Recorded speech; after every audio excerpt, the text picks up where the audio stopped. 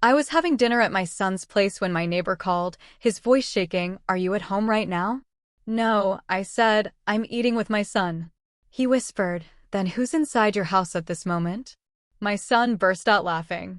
What if your own son, the child you raised, looked you in the eye, smiled, and then actively tried to trap you? To keep you from your home while his accomplice ransacked it, all for his gambling debts? I lived that nightmare, and let me tell you, the truth was far more chilling than any betrayal I could have imagined. The door slammed against the kitchen wall with a crack that made me drop my coffee mug. Gary burst through without knocking, his leather jacket scraping against the doorframe as he stumbled forward. His bloodshot eyes darted around the room like a cornered animal, and his trembling hands fumbled with the zipper of that worn jacket he'd owned for 15 years. Dad, I need money. The words tumbled out before he'd even caught his breath. $25,000. Tonight. I set down my half-empty mug next to the scattered mail on the kitchen table, keeping my weathered hands steady despite the shock. The evening light streaming through the window behind me cast long shadows across his disheveled face. His shirt was wrinkled, untucked, and there were dark circles under his eyes that hadn't been there last month. $25,000. I crossed my arms over my chest, feeling the familiar weight of disappointment settle in my stomach. What kind of trouble are you in now, son? Gary began pacing, his boots clicking against the hardwood floor in an erratic rhythm. He couldn't sit still. Couldn't even look me in the eye. His fist cracked against the wooden table surface, making the salt shaker jump. It's complicated, okay? Some business deal went wrong, and I need to make it right. Business deal, I kept my voice level, though my jaw tightened. Or gambling debt. His face flushed red, and he spun to face me, blocking the kitchen entrance with his broad shoulders. It's not your business what it is. I just need the money, and I know you have it from selling the farm. The farm. 3 generations of Porter sweat and blood sold last year to pay for my retirement. That money was supposed to last me through whatever years I had left, not disappear into some casino's coffers because my 38-year-old son couldn't control himself. Gary. I moved closer to him, noting how his hands shook when he thought I wasn't looking. How much do you owe them? Asterisk them asterisk? His voice cracked on the word. I don't know what you're talking about. The people who have you this scared, I pressed. The ones who sent you here at 8 o'clock on a Friday night, looking like you haven't slept in a week. He ran his fingers through his greasy hair, leaving it sticking up at odd angles. Dad, please. You don't understand. These aren't the kind of people who wait around for payment plans. I'd heard variations of this speech before. Last year, it was $12,000 for a sure thing at the track. The year before, $8,000 for poker debts. Each time, Gary promised it would be the last time, that he'd learned his lesson, that he was done with gambling forever. No, son. I straightened my shoulders and looked him directly in the eye. Not this time. His face went white, then red again. What do you mean, not this time? I'm your son. Which is exactly why I'm saying no. I walked to the sink, turning my back on him deliberately. Every dollar I give you disappears into some slot machine or poker game. I won't enable this anymore. Enable? The word exploded from his lips like a curse. I'm asking my father for help and you call it enabling? I call it what it is. I turned around, gripping the edge of the counter. You're 38 years old, Gary. When are you going to stop running to Daddy every time you make a mess of your life? He stared at me for a long moment, his chest rising and falling rapidly. Then something cold crept into his expression. Something I'd never seen before in my son's face. You'll regret this, old man. His voice was barely above a whisper, but the menace in it made my blood run cold. You think you're so high and mighty, sitting on all that farm money while your own son is in trouble? Well, maybe it's time someone taught you what real trouble looks like. Before I could respond, he turned and stalked toward the door, his boots heavy against the floor. The screen door banged shut behind him, and through the window, I watched him climb into his battered pickup truck. The engine roared to life with a sound that rattled the kitchen windows. I stood in the doorway, watching his taillights disappear down the gravel road that led back to town. The sudden silence felt oppressive, broken only by the distant hum of cicadas and the settling sounds of the old house around me. I spent the weekend avoiding the kitchen where Friday's confrontation had taken place, keeping myself busy with yard work and small repairs. Every time I walked past that doorway, I could still hear Gary's voice. "You'll regret this, old man." The threat echoed in my mind as I raked leaves and checked the fence line twice, trying not to think about the cold look in my son's eyes. Monday morning found me in my favorite armchair in the living room, nursing a cup of coffee that was growing cold on the side table. The old rotary phone on its wooden stand began ringing at exactly 10:15, its shrill tone cutting through the quiet house like a blade. "Hello, Dad." Gary's voice sounded different, warmer, almost cheerful. The harsh edge from Friday night had been replaced by something that reminded me of the boy he used to be. "Hey, I wanted to call and apologize for the other night. I was way out of line." I paused, raising my eyebrows at no one in particular. In 38 years, Gary had never called to apologize for anything without being prompted. My grip on the phone receiver tightened. "Really? This is unexpected." I know. He laughed, but it sounded forced, like he was reading from a script he'd memorized. "I've been thinking a lot about what you said. And you're absolutely right. I can't keep coming to you every time I mess up. It's not fair to you." I glanced at the family photos on the mantel. Pictures of Gary as a child, back when his biggest worry was whether he'd caught enough fireflies for his jar. Those days felt like a lifetime ago. "We've been through this many times, son. This time will be different. I promise." The enthusiasm in his voice was almost convincing. "Actually, that's why I'm calling. Eddie and I want to have you over for dinner Wednesday night. She's making that pot roast you like, with the little potatoes. We thought it might be nice to spend some time together as a family." Eddie's pot roast was indeed excellent, and I found myself considering the offer despite my better judgment. Maybe his wife's influence was finally starting to show. She'd always been the steadier one in their marriage, the voice of reason when Gary's impulses got the better of him. "Wednesday night," I repeated, reaching for a pen from the drawer in the side table. "What time?" 6:30. We're at 142 Maple Street now. We moved last month. Remember, I told you about the new place. He hadn't told me about any new place, but I didn't correct him.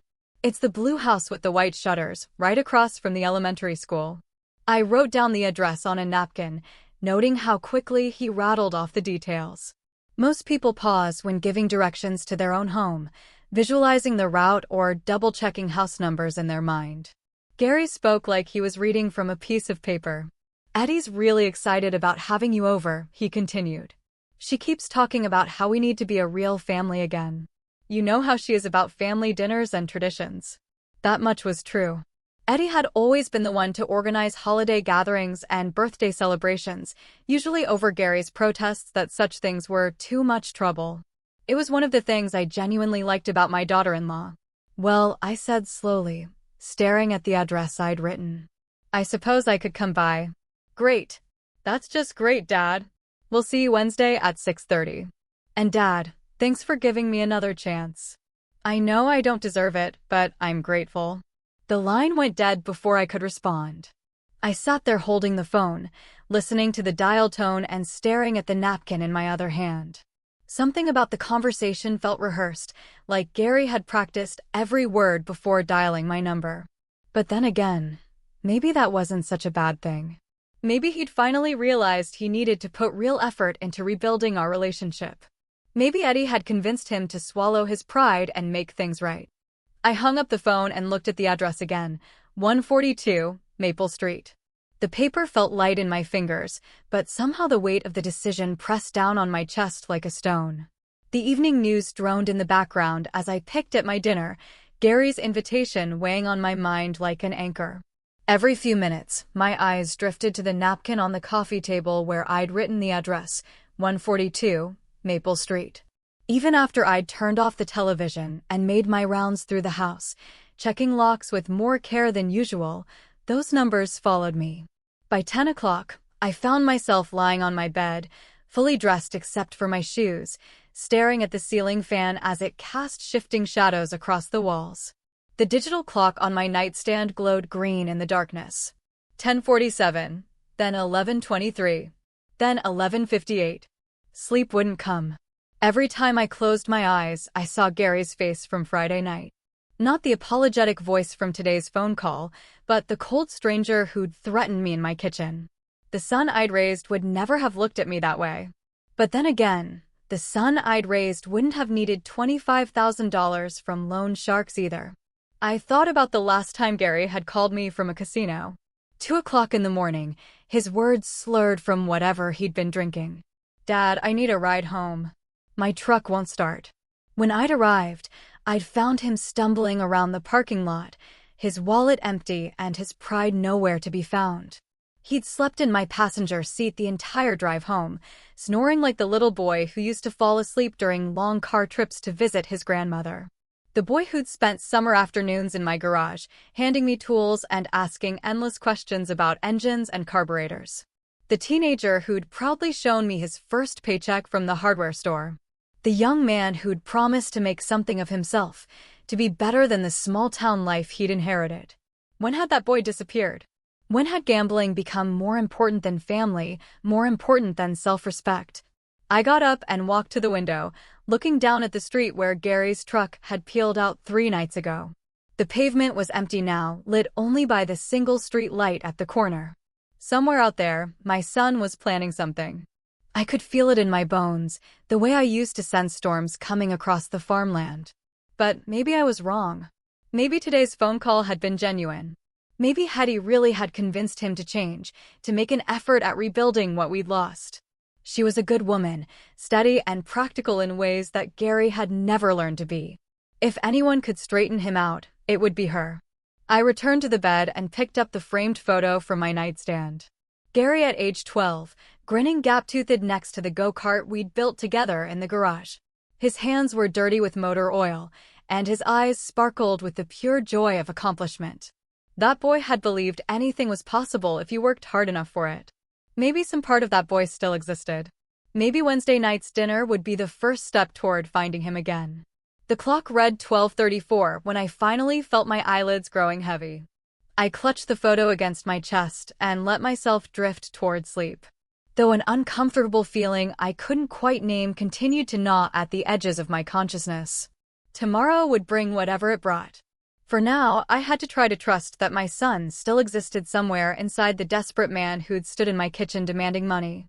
Sometimes you have to try. Sometimes trust is all a father has left. Tuesday morning found me standing at the kitchen sink with my coffee mug, staring out at the street through the window above the faucet. Sleep had been elusive after Monday night's phone call. My mind cycled between hope and skepticism like a broken record. Gary's voice had sounded so different, so earnest, but 38 years of watching my son had taught me to distinguish between genuine remorse and practiced performance. The unfamiliar truck caught my attention immediately. It sat parked where no vehicle usually belonged, across from Mrs. Henderson's mailbox, positioned with a clear view of my driveway. The morning dew still clung to its windshield, suggesting it had been there overnight. I'd noticed it yesterday evening when I'd stepped out to bring in the garbage cans, but assumed it belonged to someone visiting the neighborhood. Through the driver's side window, I could make out a figure hunched over the steering wheel. The man's fingers drummed nervously against the dashboard, and every few seconds, he'd glance up and down the street as if checking for something or someone. I set my coffee down and walked outside, my boots crunching on the gravel driveway. The morning air was crisp, filled with the sounds of birds and the distant hum of traffic on the highway. As I approached the truck, I could see the man more clearly, middle-aged, with thinning hair and the kind of pale complexion that suggested he spent most of his time indoors. Knocking gently on the driver's window, I waited as the man jumped slightly and rolled down the glass. His eyes were bloodshot, and there was a nervous energy about him that reminded me of a rabbit caught in headlights. "Morning," I said, keeping my tone friendly and neighborly. "Everything okay? I noticed you've been parked here since yesterday." "Oh yes, sir. Everything's fine." The man's voice pitched slightly higher than seemed natural, and he avoided direct eye contact. "Just having some engine trouble, waiting for it to cool down before I try starting her up again." I glanced at the truck's Virginia license plates, which struck me as odd for someone having car trouble in a Pennsylvania neighborhood. "Engine trouble? I've got some mechanical experience if you need a hand." Spent 40 years working on everything from farm equipment to pickup trucks. No, that's very kind of you, but I think it's more of an electrical issue. Or maybe the carburetor. He fumbled with his explanation, contradicting himself before the words were fully out of his mouth. I've got a buddy coming to take a look at it later. The tools visible in the truck bed suggested he might actually know something about automotive repair, but his nervous demeanor told a different story. I could see him gripping the steering wheel tighter as our conversation continued, knuckles white against the worn vinyl. Well, if you change your mind, I'm right across the street. Name's Wilbur Porter. I gestured toward my house, noting how his eyes followed the movement with intense interest. There's a good mechanic shop about 2 miles down Route 15 if your buddy can't make it out. That's real generous of you, Mr. Porter. Real generous. He seemed eager to end our conversation, already reaching for the window crank.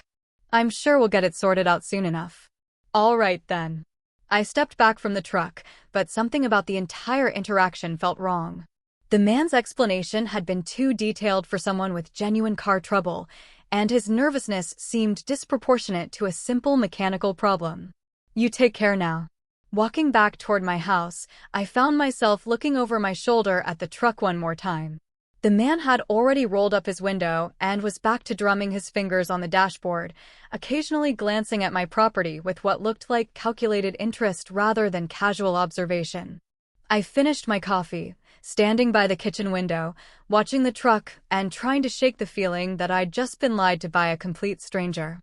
The license plate number stuck in my mind, JKL 407209. Though I couldn't say exactly why, I felt it might be important to remember. By noon, when I went out to check the mail, the truck was gone. Wednesday arrived with a kind of spring weather that made everything seem possible. I'd spent most of the day alternating between anticipation and apprehension. The truck incident from yesterday morning fading to a background concern as evening approached. Gary's dinner invitation had consumed my thoughts, and despite my reservations, I found myself genuinely hoping this might be the beginning of something better between us. At 5:30, I began preparing for the evening. My navy blue suit came out of the closet, slightly worn at the elbows, but still dignified enough for a family dinner. I polished my leather shoes until they reflected the bedroom light, selected a conservative tie, and checked my wallet to ensure I had enough cash should the evening call for it. From my small wine collection in the basement, I chose a bottle of Cabernet that had been waiting for a special occasion. The mirror reflected a man trying to look his best for his son, and the sight both pleased and saddened me. How long had it been since we'd shared a meal without tension? How many years since Gary had invited me anywhere without needing something in return?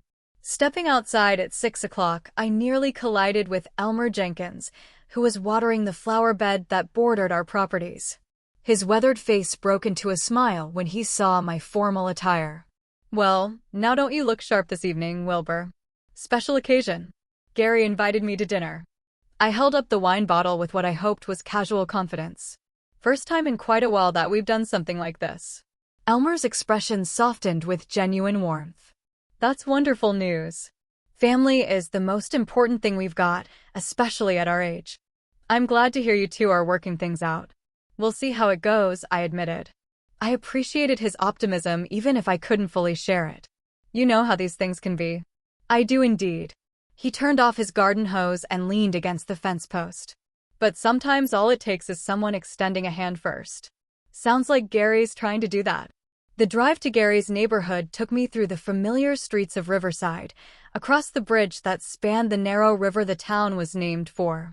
I'd driven these roads countless times over the years, but tonight they seemed different somehow, like I was traveling towards something significant rather than simply going from one place to another. Gary's new address led me into a subdivision I rarely visited, where the houses were newer and the lawns more manicured than in my older neighborhood. The homes here suggested a level of prosperity that surprised me, given Gary's recent financial troubles. How was he affording a place like this? 142, Maple Street turned out to be a blue house with white shutters, exactly as Gary had described. The lawn was neatly trimmed, and warm light glowed from the windows, creating the picture of domestic contentment. I parked behind a silver sedan that I assumed belonged to Hetty, taking a moment to check my appearance in the rearview mirror. The wine bottle felt heavier in my hand as I walked up the front path. Through the large picture window, I could see movement inside, figures preparing for my arrival. The porch light came on as I approached the door, and I realized Gary must have been watching for me.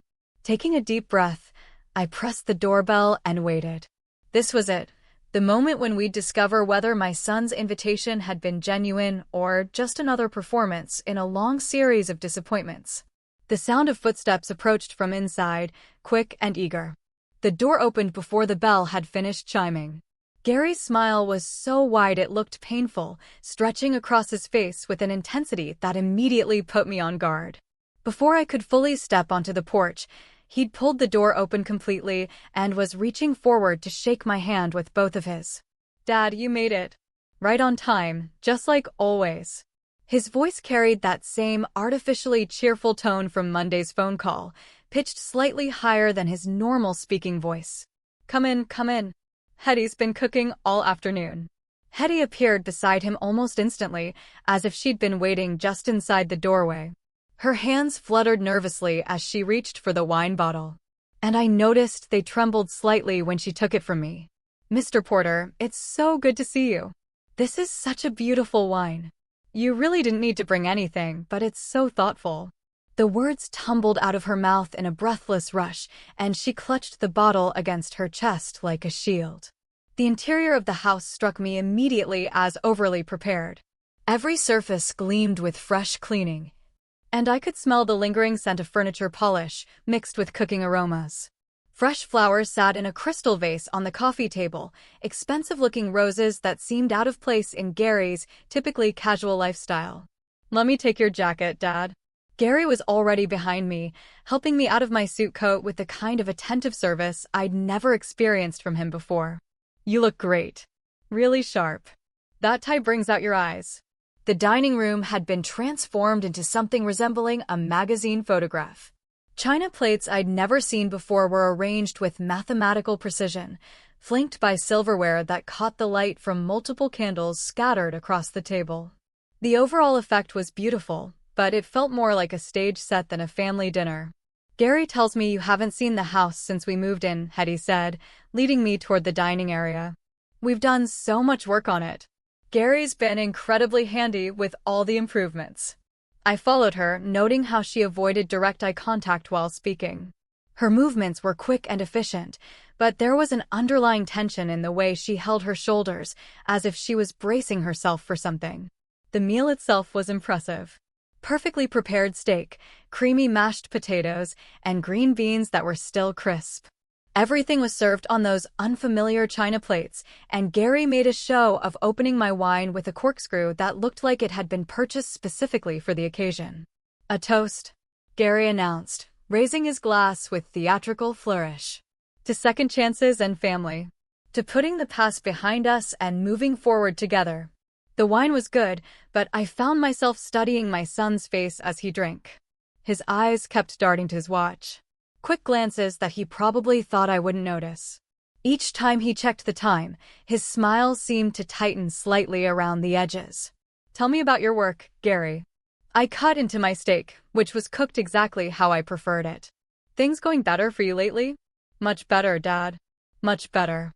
He launched into a vague description of consulting work and new opportunities that sounded rehearsed and completely lacking in specifics.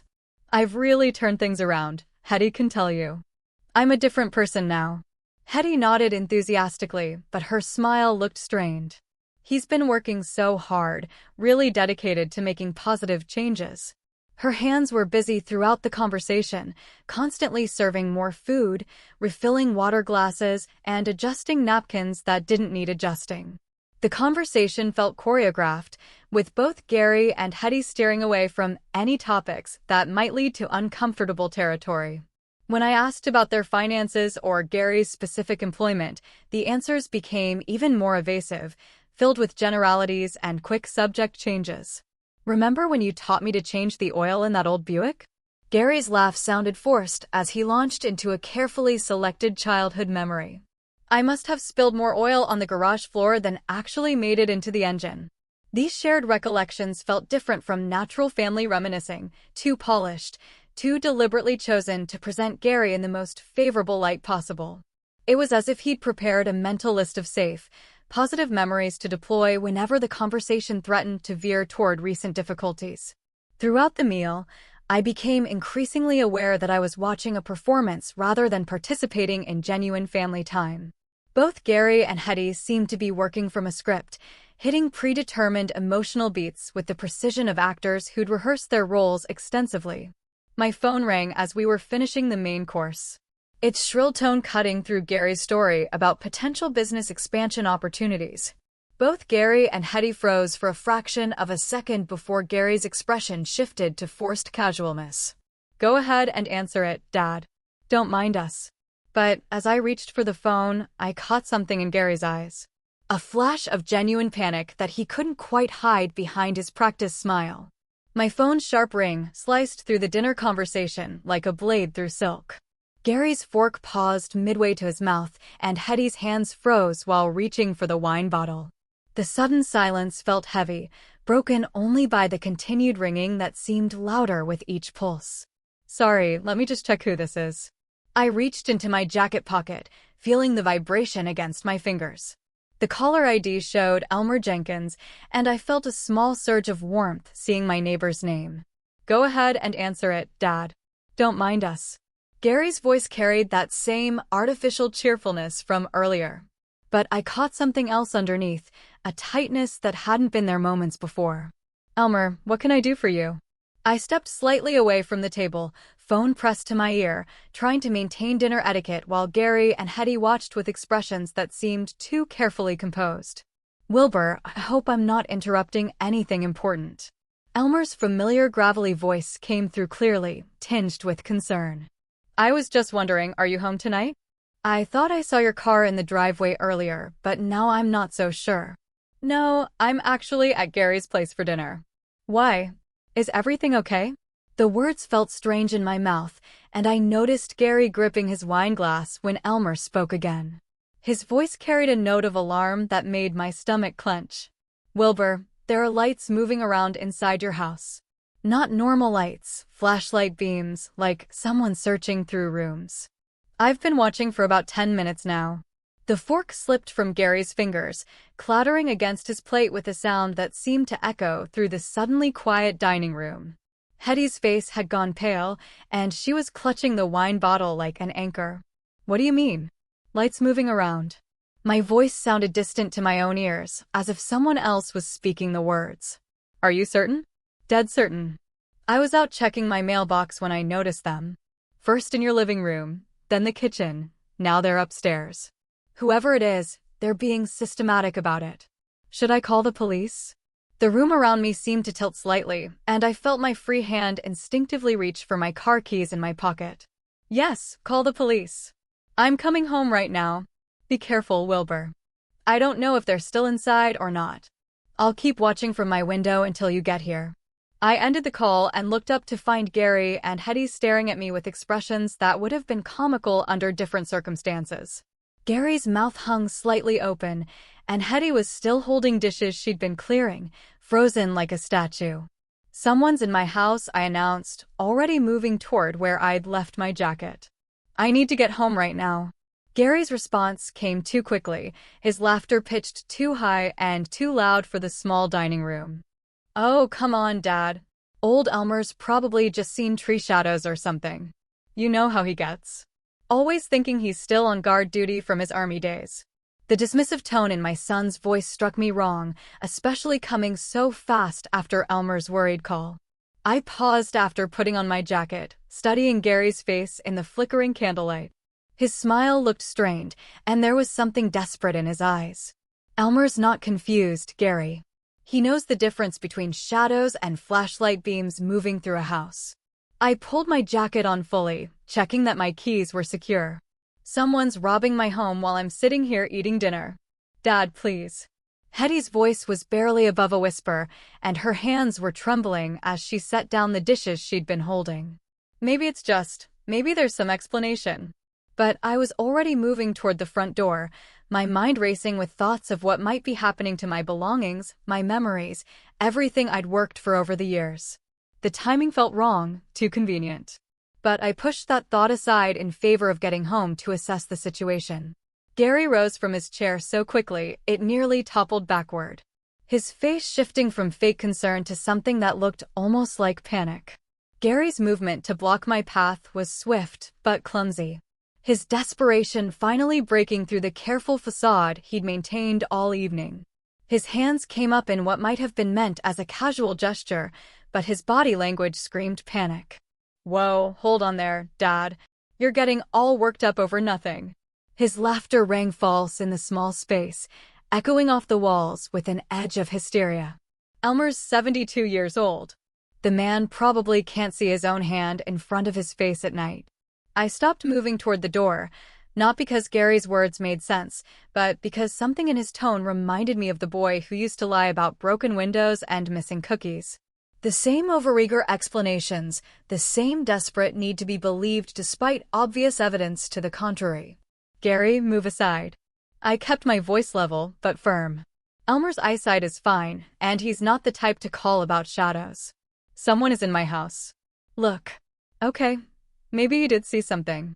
Gary repositioned himself more squarely between me and the door. His hands now openly placed on my shoulders in a gesture that felt more restraining than comforting. But think about it logically. If someone was really robbing houses, wouldn't they pick a time when people aren't having dinner? Wouldn't they case the place first to make sure nobody's around? The words hit me strangely, too specific and knowledgeable for someone trying to reassure a worried father. I looked up at my son's face and saw something I'd never seen before.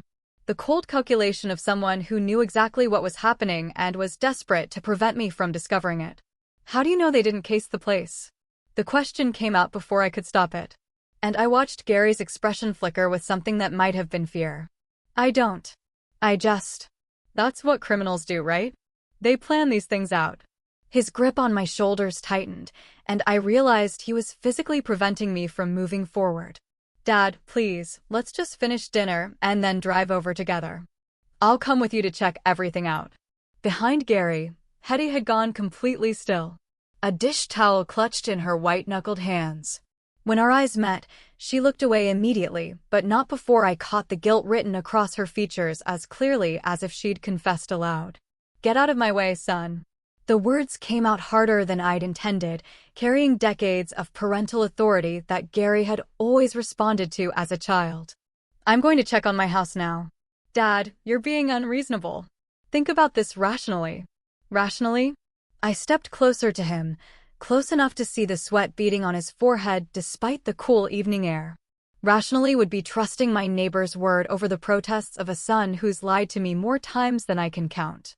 Gary's face flushed red, and for a moment, I thought he might actually strike me. Instead, he moved even more directly into my path, using his size advantage to create a wall between me and the exit. "You're not going anywhere until we talk this through properly." His voice had dropped to a tone I'd never heard from him before. Cold. Threatening. Nothing like the desperate boy who'd sat in my kitchen 5 days ago begging for money. Gary William Porter. I used his full name the way I had when he was a child and had crossed a line that demanded immediate correction. "You will step aside and let me leave this house right now." "Or what? You'll call the cops on your own son." He was breathing heavily, and I could smell the wine on his breath mixed with something that might have been fear. "You'll destroy our family over some old man's paranoid fantasies." But even as he spoke, I saw his eyes dart to the front door, then to his watch, then to Hetty. The pattern was too specific to be casual anxiety.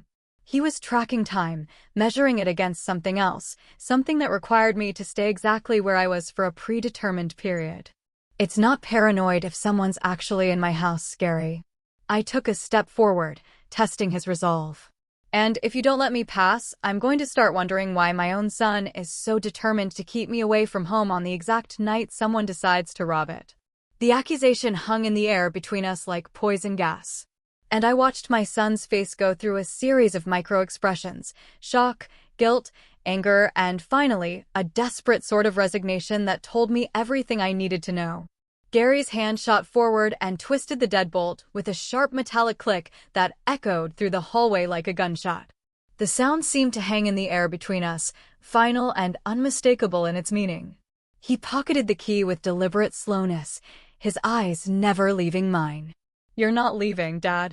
Not until we figure this out." The simple statement carried more menace than any threat he could have made. I stared at my son, the stranger wearing Gary's face, and felt something cold settle in my chest.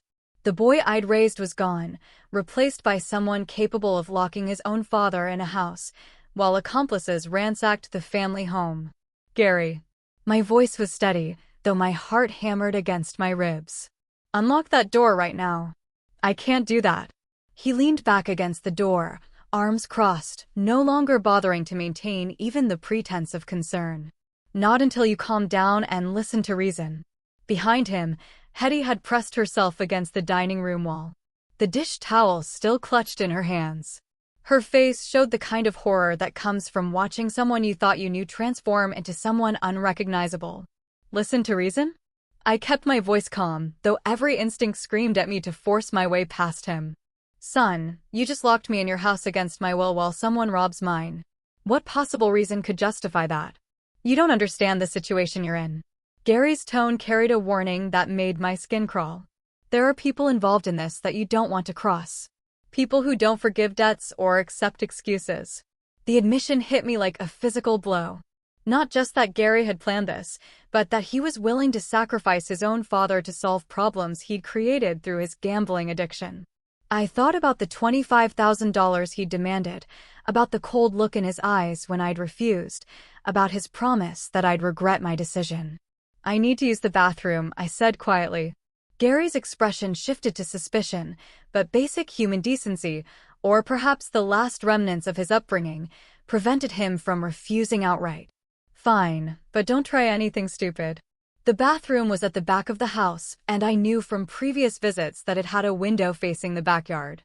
As I closed the door behind me, I could hear Gary and Hetty talking in hushed, urgent voices in the hallway. Their words were indistinct, but the tone was pure panic. The window was older than I'd remembered, with a simple latch that opened easily despite years of paint buildup. The screen came away with minimal noise, and I found myself looking down at a drop of perhaps 6 feet into Hetty's flower bed. Not ideal for a 60-year-old man, but manageable if I was careful. Getting through the window required more flexibility than I'd possessed in years, but desperation provided both motivation and strength. I landed heavily in the soft earth of the garden, dirt staining my dinner clothes and small branches catching at my jacket. The impact sent a shock through my knees, but nothing felt broken. Behind me, I could hear Gary's voice getting louder, more agitated. How long before he realized what had happened? How long before he discovered the open window and empty bathroom? My car sat in the driveway, the key still in my jacket pocket. The engine turned over smoothly, and I backed out of the driveway with careful precision, not wanting to alert the neighbors to anything unusual. It wasn't until I was several blocks away that I allowed myself to fully process what had just occurred. My own son had betrayed me. Not just refused to help, not just lied or manipulated, but actively orchestrated a crime against me while pretending to offer reconciliation. The dinner, the apologies, Hetty's nervousness, all of it had been theater designed to keep me away from my house while it was being robbed. The drive back to my neighborhood passed in a blur of familiar streets and unfamiliar emotions. Anger, betrayal, and a deep sadness that felt like grief for the son I'd thought I knew. But underneath all of that was something else. A cold determination that Gary had inherited from me, along with his mother's eyes and my stubborn streak. He'd made a mistake in letting me discover his plan. An even bigger mistake in underestimating what his old man was capable of when pushed too far. I'd spent 40 years working with my hands, solving problems and dealing with difficult people. My son was about to learn that some lessons come too late to do any good. As I turned onto my street, I could see police lights flashing in the distance, red and blue reflections dancing off the windows of neighboring houses. Elmer had kept his word and called the authorities. Now I needed to get home and find out exactly what my son and his accomplice had stolen from me. More importantly, I needed to decide what I was going to do about it. Red and blue lights painted my street in alternating colors. As I turned the corner, my heart sinking as I realized the police cars were clustered directly in front of my house. The scene looked like something from a television drama. Multiple patrol vehicles, officers moving with purpose, and neighbors gathered at respectful distances, their faces reflecting the kind of morbid curiosity that comes with unexpected neighborhood excitement. I parked quickly behind the last police car and hurried toward my front door, where Officer Ted Miller was coordinating what appeared to be the tail end of an investigation. Through the rear window of one patrol car, I could see a slumped figure in handcuffs, head down in the universal posture of defeat. "Mr. Porter." Officer Miller approached me with the kind of professional calm that suggested he'd been expecting my arrival. "I'm glad you're here. We've got your burglar in custody, and your neighbor, Mr. Jenkins, has been extremely helpful in providing details about the incident." Elmer was right. The words came out as relief rather than surprise. I looked toward Elmer's house and saw him standing by his fence, arms crossed with the satisfied expression of a man whose instincts had been vindicated. "Someone really was in my house." "Yes, sir. They were. We apprehended the suspect in your basement attempting to access what appears to be a safe. He's confessed to breaking and entering, and he's also provided some additional information that I think you'll find disturbing." Officer Miller guided me toward the patrol car where the burglar sat hunched in the back seat. Through the window, I could see a thin, pale man in his 40s. The same nervous individual I'd spoken to yesterday morning when he'd been sitting in that truck across from Mrs. Henderson's mailbox. His name is Otis Raines. Ring any bells? I spoke to him yesterday. He claimed to have car trouble. The memory felt surreal now, knowing I'd offered help to someone who was planning to rob me. He seemed nervous, but I thought he was just stressed about his truck. According to Mr. Raines, he was hired to commit this burglary. He's been very forthcoming about the details, probably hoping for a reduced sentence. Officer Miller's expression grew more serious. "Mr. Porter, he claims your son Gary arranged this entire operation." The words hit me like a physical blow, even though some part of me had been expecting them since the moment I'd realized Gary was preventing me from leaving his house. Hearing it confirmed by law enforcement made it undeniably real. Gary hired him to rob my house while I was at dinner. The statement came out flat, emotionless, as my mind struggled to process the full extent of my son's betrayal. "That's what he's telling us. Says Gary promised him $5,000 to get into your safe and retrieve $25,000 in cash. When we arrested him, he immediately started talking about how Gary had set up the dinner invitation specifically to keep you away from the house during the burglary." I walked closer to the patrol car and looked directly at Otis Raines. When he finally raised his eyes to meet mine, I saw shame and fear, but no real remorse. This was a man who'd been caught, not one who regretted his actions. "Did you get into the safe?" I asked Officer Miller, though I was still staring at the burglar. "No, sir. Your basement door was locked." And by the time he got it open, Mr. Jenkins had already called us. He fled back upstairs when he heard our sirens, but we had the house surrounded. The safe shows tool marks where he attempted to force it, but it held secure. We walked down to my basement where I could see the evidence of Otis's failed attempt. My old Mosler safe, installed by my father 40 years ago, stood intact despite obvious signs of tampering. Tools were scattered around it, a crowbar, screwdrivers, what looked like a small drill. Evidence of desperation rather than professional expertise.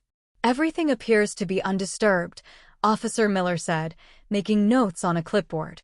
"But we'll need you to check thoroughly once we've finished processing the scene."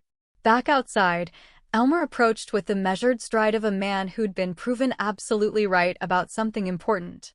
His handshake was firm, his eyes bright with the satisfaction of a job well done. "I told you that truck looked suspicious," he said, allowing himself a small smile. "Been watching that Raines character since Tuesday morning. Something about him just didn't sit right, too nervous, too interested in your house specifically. You saved my life savings, Elmer. If you hadn't called when you did, I trailed off, not wanting to think about what $25,000 would have meant to my retirement security. Any neighbor would have done the same thing." But his pride was evident and well-deserved. The important thing now is making sure this doesn't happen again and making sure everyone involved faces appropriate consequences. Officer Miller approached us again, his expression grave. "Mr. Porter, we're heading to your son's house now to place him under arrest. Given Mr. Rain's confession and the evidence we've gathered, we have enough for charges of conspiracy to commit burglary, among other things. I need to ask, do you want to press full charges against your son?" I looked back at my house, thinking about the violation of trust, the elaborate deception, the cold calculation required to rob your own father. Then I looked at Elmer, who'd risked his own safety to protect me and my property. Yes, the word came out hard and final. I want full charges pressed against Gary Porter and against anyone else involved in this conspiracy. The drive to Gary's neighborhood felt different this time. Not the hopeful journey of a father seeking reconciliation, but the grim procession of justice finally catching up with deception. I followed the police convoy at a respectful distance, watching the red and blue lights reflect off house windows as we moved through the quiet streets of Riverside. Gary's house was blazing with lights when we arrived. Every window illuminated as if he was trying to push back the darkness that was closing in around him.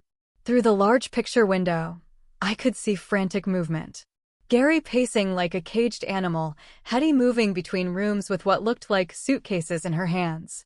Officer Miller positioned his unit strategically around the house, professional and methodical in creating a perimeter that would prevent any escape attempt.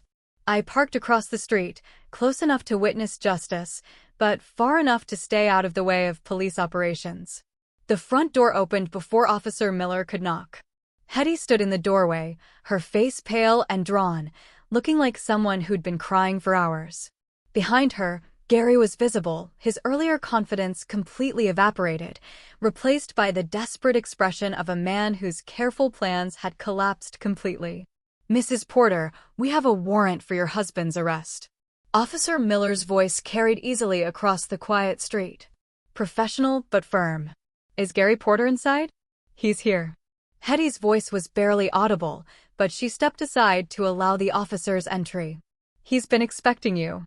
Gary appeared in the doorway, no longer the manipulative son who'd tried to charm me into compliance just hours earlier.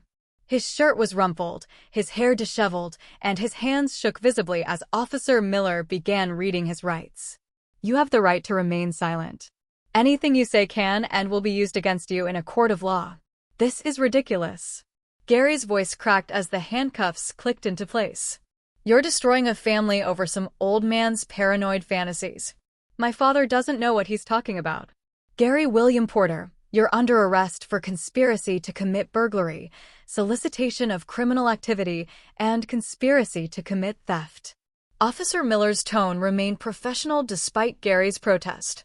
"Your accomplice has provided detailed testimony about your role in planning and financing this operation." "Accomplice? What accomplice? I don't know what you're talking about." But even as Gary denied everything, his eyes darted toward the patrol cars. And I knew he was looking for Otis Raines, hoping against hope that his hired burglar hadn't betrayed him. Hetty stood in the doorway, watching her husband's arrest with an expression that combined horror and resignation. When Gary looked to her for support, she took a deliberate step backward, distancing herself, both physically and emotionally, from the man she'd married. "Hetty, tell them this is crazy. Tell them I was with you all evening. You know I didn't do anything wrong. I know you locked your father in our house." Her voice was quiet, but clear enough for everyone to hear. "I know you hired someone to rob him while you kept him away from home. I know you planned this whole thing because he wouldn't give you money for your gambling debts." The admission hung in the air like a confession in church. Final and damning. Gary's face went white, then red, then white again as he realized his own wife was refusing to provide him with an alibi. "You don't understand what you're doing." He struggled against the handcuffs as officers guided him toward the patrol car. "There are people involved in this that you can't protect me from. If I can't pay them back, then you should have thought of that before you tried to steal from your own father," Hetty interrupted, her voice gaining strength. "Before you turned our marriage into part of your criminal schemes." As Gary was placed in the back of the patrol car, I could see him through the window, still talking desperately to anyone who would listen, still trying to manipulate his way out of consequences he brought entirely upon himself. But the door closed on his protests, and suddenly the street was quiet again, except for the radio chatter of police communications. Officer Miller approached my car as the convoy prepared to leave. "We'll need you to come to the station tomorrow to finalize your statement, Mr. Porter, but the case is solid." Between Mr. Rain's confession and Mrs. Porter's charges, I nodded, watching the patrol car containing Gary disappear around the corner.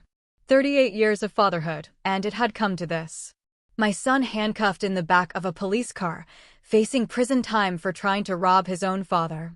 The neighborhood slowly returned to normal as the police cars departed, porch lights dimming and curtains falling back into place. But for the Porter family, nothing would ever be normal again.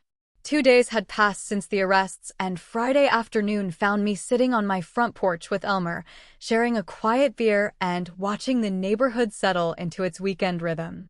The media attention had faded, the police tape had been removed, and life in Riverside was returning to its comfortable predictability. "Court called this morning," I told Elmer, taking a sip from my can and enjoying the simple pleasure of peaceful conversation. "Gary got 5 years probation, full restitution, and 500 hours of community service. Judge said the family nature of the crime was an aggravating factor, not a mitigating one." Elmer nodded approvingly. "Sounds about right. What about the other fellow? Rains? 2 years in county prison.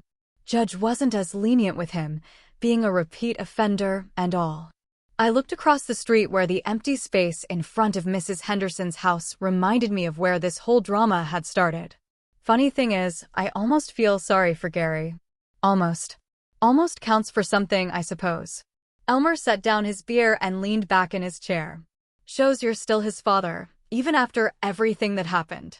The conversation lapsed into comfortable silence, the kind that only comes between friends who've been through something significant together. Elmer had become more than just a neighbor over the past few days. He'd proven himself to be the kind of person you want living next door when trouble comes calling. "I keep thinking about that Tuesday morning," Elmer said eventually. "Something about that truck just bothered me, you know?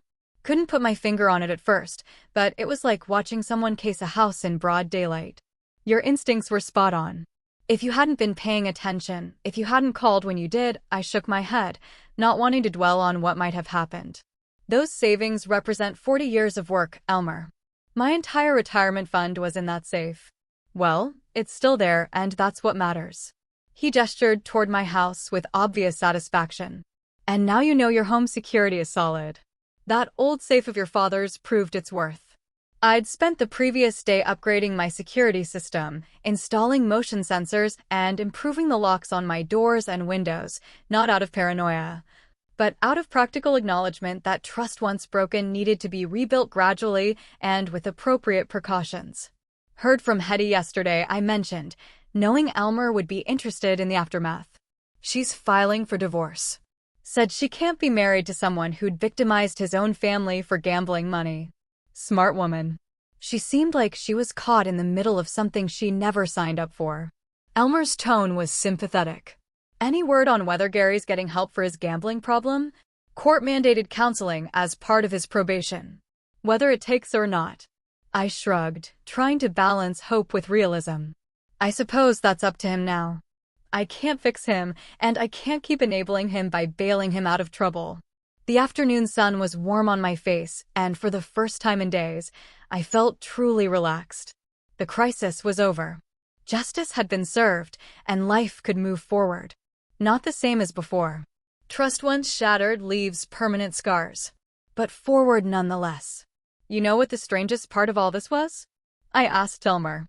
That dinner on Wednesday night, sitting there watching Gary and Hetty perform like actors in a play, knowing something felt wrong, but not being able to identify what it was. "Parental instincts," Elmer said simply. "You raised that boy, so you know when he's being genuine and when he's putting on an act. The problem was, you wanted to believe he'd changed." "Exactly. I wanted to believe it so badly that I ignored the evidence right in front of me." I finished my beer and set the empty can on the small table between our chairs. "Won't make that mistake again." "Doesn't mean you stop hoping, though." just means you hope with your eyes open. As evening approached, neighbors began emerging for their usual weekend activities. Lawn care, dog walking, the general bustle of community life. Mrs. Henderson waved from her garden, and the Johnson kids rode their bicycles past my house, their laughter echoing off the quiet street. This was what Gary had tried to steal from me. I realized. Not just money, but the security that comes from knowing you can age in place, surrounded by people who care about your welfare. Elmer's vigilance had protected more than just my savings. It had preserved the peace of mind that makes retirement possible. "Thank you," I said to Elmer, the words carrying more weight than casual conversation. "For watching out for me, for trusting your instincts, for being the kind of neighbor everyone deserves." Elmer smiled, the expression mixing pride with genuine affection. "That's what neighbors do, Wilbur. We watch out for each other." He gestured toward the empty street where Otis's truck had once sat. Besides, it felt good to put those old army observation skills to use for something worthwhile. The sun was setting behind the houses across the street, painting everything in golden light that suggested peaceful endings and new beginnings. Tomorrow would bring whatever it brought, but tonight I was exactly where I belonged, on my own front porch, with a friend who'd proven himself when it mattered most, in a neighborhood that had shown its true character when tested. Justice had been served, community had been preserved, and trust, though modified by experience, remained possible between people who earned it honestly. Have you ever had a moment where you realized someone you loved was capable of a betrayal you never imagined? How did you pick up the pieces? I want to know your stories. Share them in the comments below. And if this story left you speechless, please like this video and subscribe. I'm Wilbur Porter, and some lessons you just have to learn the hard way.